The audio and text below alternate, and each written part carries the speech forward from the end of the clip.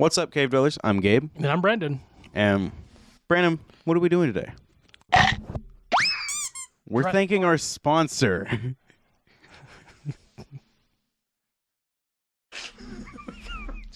Sorry.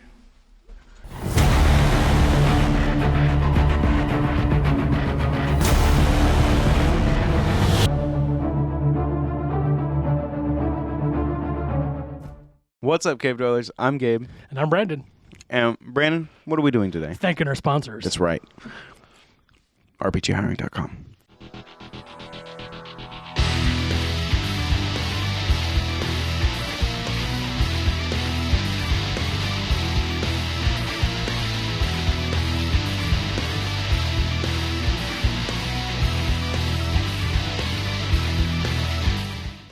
So, Brandon, what are we actually doing today?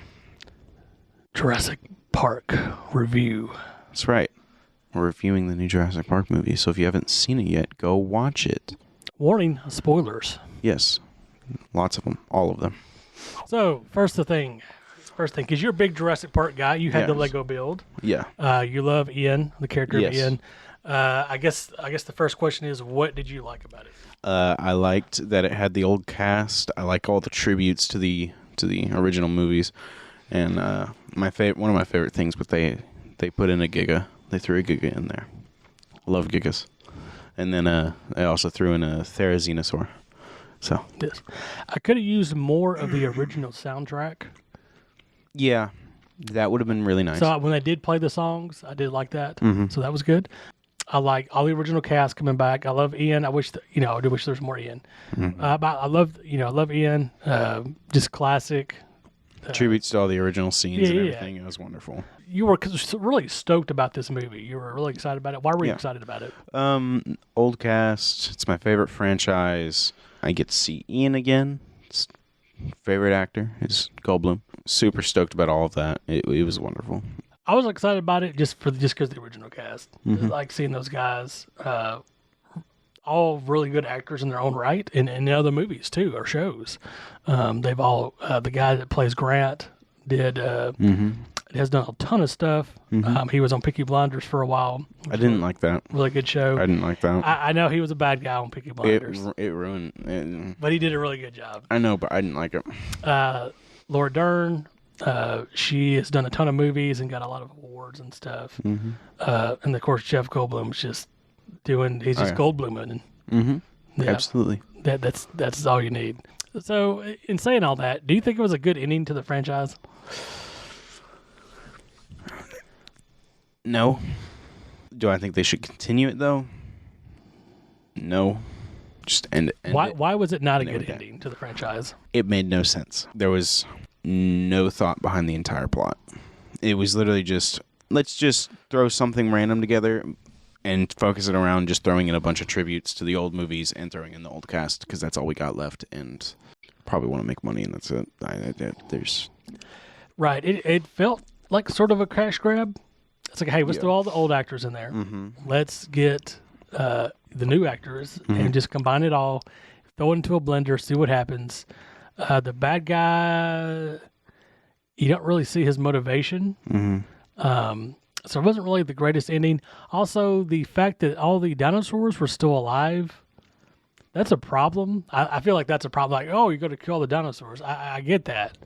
Like, you don't want to kill innocent creatures, but you also brought the creatures back that should have been brought back. Mm-hmm. So I don't know with the ethics and the morality of that. That's like a whole debate. There was just like no thought behind it.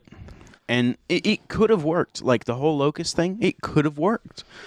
If they had the character, the writing for the bad guy would have been a little better.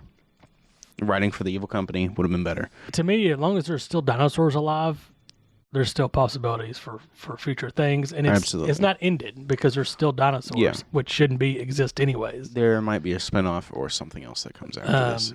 I see what they were doing. It's sort of like this whole, with the bad guy. Like just greed and money and I don't even know if it power. was that. It was, I don't even know what it was.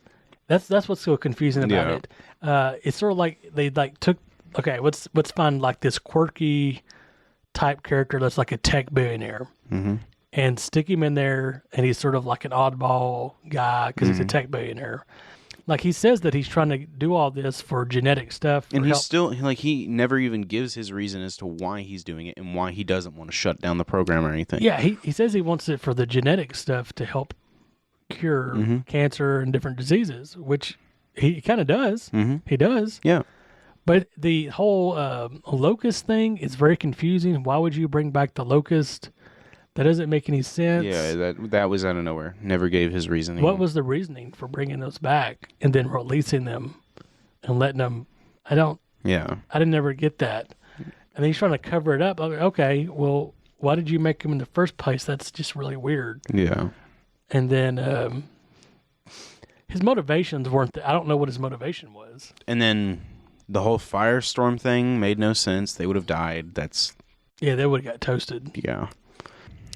Also, the whole thing about her being a clone, the little girl, that she's a clone of the scientist. Nothing really happened with that. I would have definitely changed that. This scientist that died, that cloned herself and had her own self as a baby, nobody especially Ian. I figured Ian would be like the person to be like, well, we have the ability to do this, but should we? Yeah. He said that in the first movie. We have the ability, but should we? Nobody's ever thought, should we do this? They had their time. She had her time, but she cloned herself. And I figured that he would have been the one. It's just weird because they're all like clapping and she's a genius and they like give her all this credit. Like, she cloned herself. Think of the morality of that. Yeah. That you cloned herself. You have yourself. Fix your DNA and like, okay, peace out. I think their focus on it was more of they're fixing the disease and learning how to fix the disease. I get that, but they cloned a person. Yeah. And that is just morally wrong. Yeah.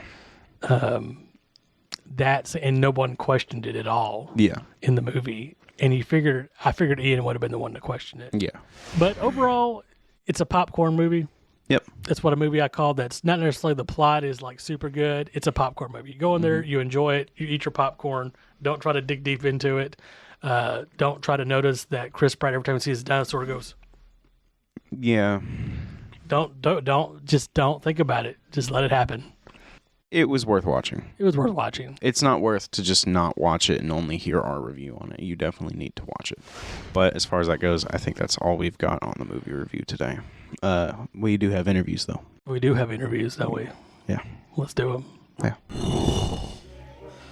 All right. Corey, my boy, how did you feel about the movie? I liked it really a lot. Last interview said it was terrible. So tell us your favorite part about the movie.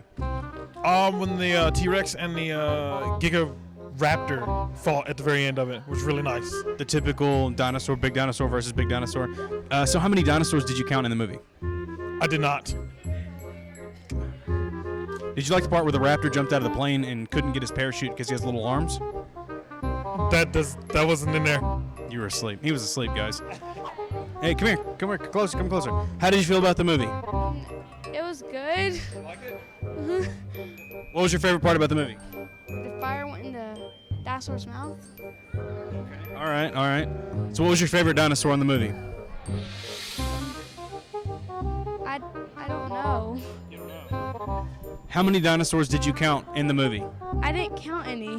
Did you like the part where the dinosaur jumped out of the plane and tried to grab a parachute, but he couldn't? That part was funny. Yeah, me too. It's my favorite part. Do you bite your toenails? I do. Well, that's what kind of thought that. Yeah, so Houston, how many dinosaurs did you count in the movie? 67. Did you like the part where the raptor jumped out of the plane with a parachute? I did. Me too. He had a little trouble. He did, yeah. His little hands can't get to the parachute cord, but yeah. So overall, how was the movie? Out of 7. 1. 1 out of 7. Yeah. 1 out of 7. That's wild. What was your favorite part of the movie? Whenever the dinosaurs got to be free. What was your favorite dinosaur? The T-Rex. How many dinosaurs did you count in the movie? I didn't really count them. Why? The fight about the T-Rex and the most, The big one at the end? yeah, Which one won? the T-Rex. Always. T-Rex always wins. Haven't you seen Jurassic Park before? How many dinosaurs were in the movie? I can't tell about because I didn't even count them. Why is nobody counting this? What was your favorite part of the movie? Probably the fight scene with the Giga. Yeah. Everybody's favorite. So you didn't count how many dinosaurs were in the movie. No, because I knew most of them in there. Did you like the part where Chris Pratt rode the flying dinosaur? There wasn't a part where he rode a flying dinosaur. Are you questioning it? Go back, rewind the whole thing in your mind. Was it there? All right. What was your favorite part of the movie? The two kids screaming and running into the barn away from I forget what you call them. I didn't see that part. How many blue dinosaurs were there? 7. 7. You counted. Okay, sweet. Okay. How many people rode raptors? 2. You sure about that? Rewind it. Go back. Which way was Chris Pratt's hair parted? Like this way? As Lisa. She would know that. Out of 7, how would you rate the movie? 7. That's a weird rating. All right. So, Josh, how did you feel about the movie? Man, I thought it was good. Thought it was good. Out of 7, how would you rate it? Out of 7, probably 6. 6. I think the correct is 5, but that's an internet joke. Which part was your favorite part? Where they get the head guy up in the little train station and they spit the goo in his eyes and then they. Gabe, how was the movie? It was good, and the whole thing was just like tributes to the old movies. So There you have it, folks. Gabe, out of 7, what was it? 5. The man knows. What color was the flying dinosaur? Yes, How many dinosaurs were in the movie? absolutely. All right. What was your favorite dinosaur? The Giga. 2 sentence. Give me a 2-sentence review of the movie. Chris Pratt was awesome and very handsome. Okay. All right. Does he take his shirt off? Unfortunately, no, he doesn't. What about Did you like the scene where he rode the motorcycle? Yes. What color was the dinosaur? Which one? Doesn't matter. Brown. There you go. There you have it. Brown dinosaur. What was your favorite part of the movie? Did I already ask you that? What was your favorite part of the movie? Where they're on the ice and the girl goes, "Oh no," and just runs. All right. The ice part. So, when are you getting a Jurassic Park tattoo? That's probably not going to happen. Oh, weak. What's your favorite part of the movie? Probably the T-Rex coming back and winning in the. Always. T-Rex always wins, man. It beat the same T-Rex beat the invisible raptor thing, chameleon and whatever, Indominus Rex. That's what it was. Yeah, Indominus Rex. It always wins, man. T-Rex always. It's their logo. It has to. It's just a classic. Sure.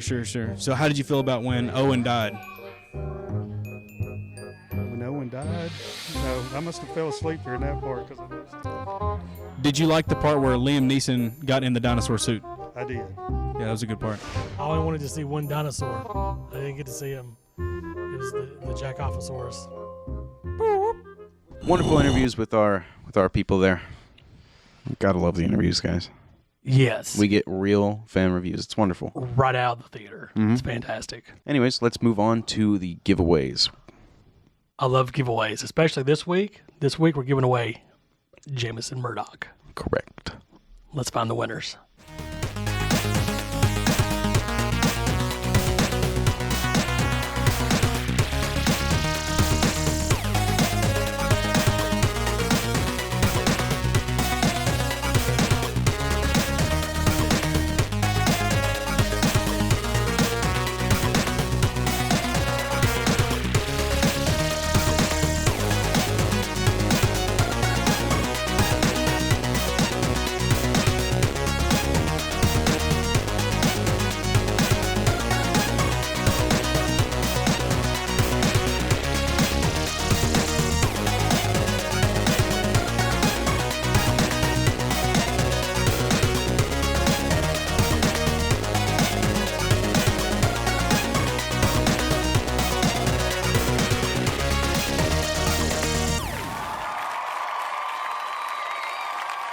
Congratulations to the winners, and last place, you get a loot box.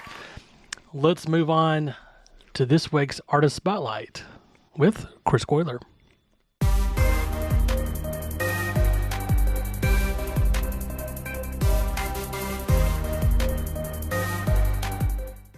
Hey, welcome back, Cave Maniacs, to this new episode of Meet the Artist. We have a fantastic gentleman here for you guys to meet. He is an OG with Gabe's Cave, and that is Chris Colyer. Chris, how you doing, man? Pretty good. How are you guys doing? Pretty good. Man, thanks for coming out and talking to us today. I know times are crazy and people's lives get busy and all that kind of stuff, so it means a lot to us for you to take this little time out and sit down and talk to us. Yeah, no problem. It's my pleasure. Hey, but let's jump right into these questions about these amazing cards right here. We give artists free reign. We don't tell them what to do. And it's worked out really well for us. So basically what I want you to do is just go through and tell us why it is that you picked who you picked. So I tried to range it a little bit to pick different characters from different themes. But I also picked sort of my favorite characters that I thought I could use my style in, and then show my representation of those characters. So there's a couple characters really on there that are my all-time favorites. We have from comic books, you have the Green Goblin. Not super into Spider-Man himself, but his villains, and especially Green Goblin, my favorite. And then Toy Story being my all-time favorite movie, we have to show Buzz Lightyear and give him the representation. I'm really happy with these two cards to show, so sort of the cartoon style and then the comic style, and merging those together. You've got one of my favorite Star Wars characters up here that they're going to hate on me super bad for saying this, but Misa Jaja Binkside. Yeah, you got to give Jar Jar the credit.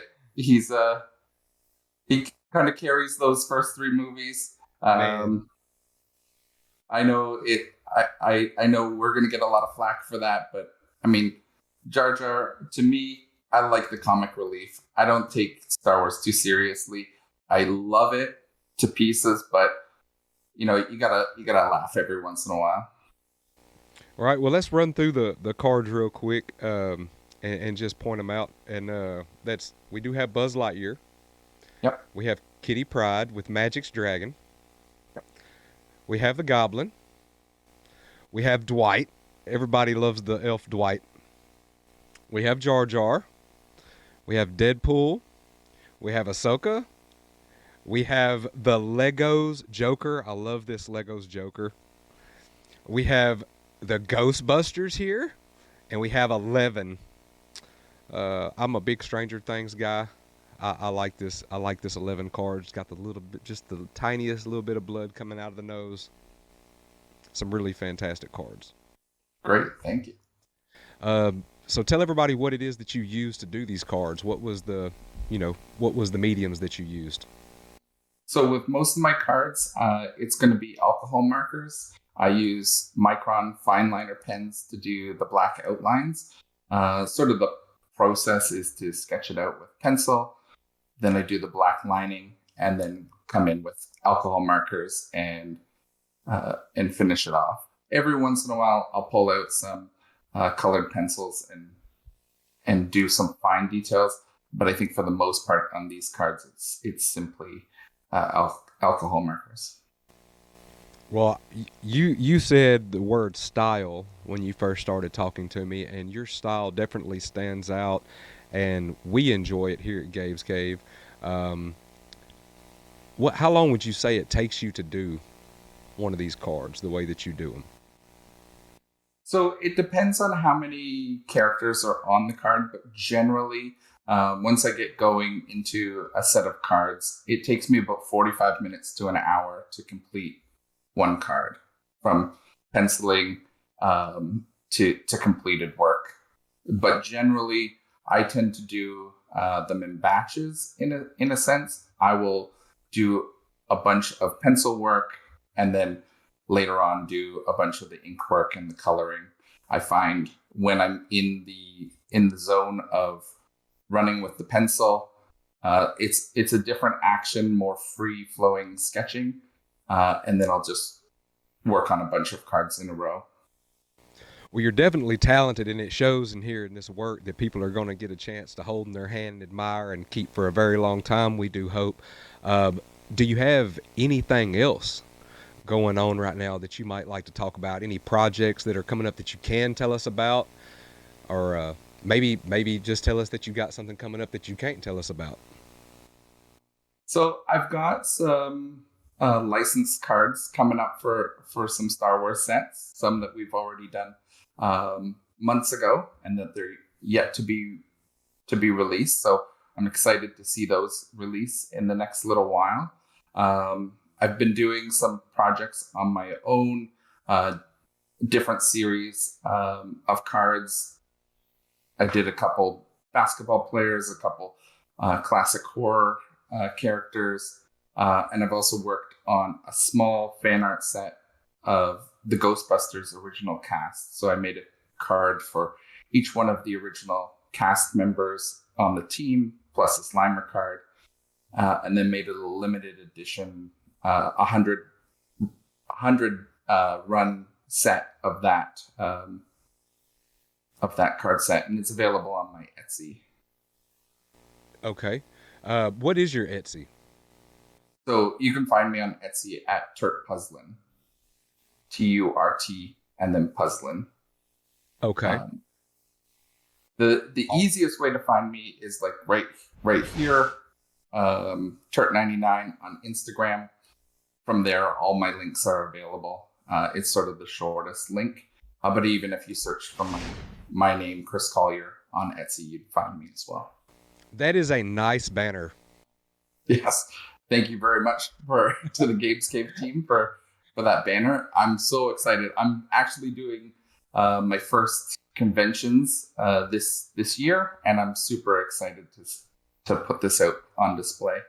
Man, we love every single one of our artists, man. We really do. We appreciate everything that you guys do, art and just that type of vibe. It means so much to everybody at Gabe's Cave. It brings so much joy to our own personal life. So to give something back like that and to see you guys actually enjoy it, it makes us feel good. You told us your Instagram, and you told us about your Etsy. Is there anything else you'd like to say? No, I think that's all I had for myself. I mean, I have to thank you guys for all the support that you give us artists, and for what you do. Sort of the story of Gabe's Cave and the reason behind the channel is awesome. I fully support it. Giving kids a chance to show and shine with their own beings. That's an awesome thing to do. Yeah, man. Time to be that butterfly. Yes. Is the last thing I want to ask you, just so people know, now that they know how to get in touch with you, are your commission lists open? Like if someone wanted to commission you to do something for them, would they be able to reach out to you and do that? For sure. Always open for commissions. Generally, I've been able to keep on top of it fairly well. So we have a quick turnaround time. Within a couple of weeks, I can usually get the card out in the mail.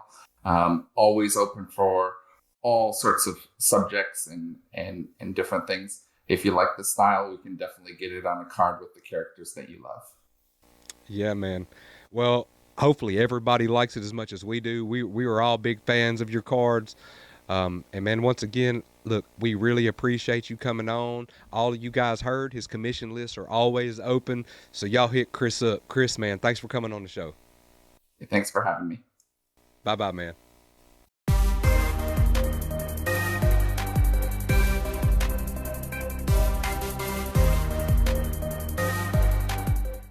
Hope you enjoyed our interview with Chris Colyer. These are amazing cards. If you want to win these cards, what do you do, Gabe? You gotta like, subscribe, hit the link in the description, fill out the landing page. Very simple. Asks for very few things just so that we can ship it to you for free. That's it. Hope you enjoyed today's episode. We're going to thank our sponsor one more time.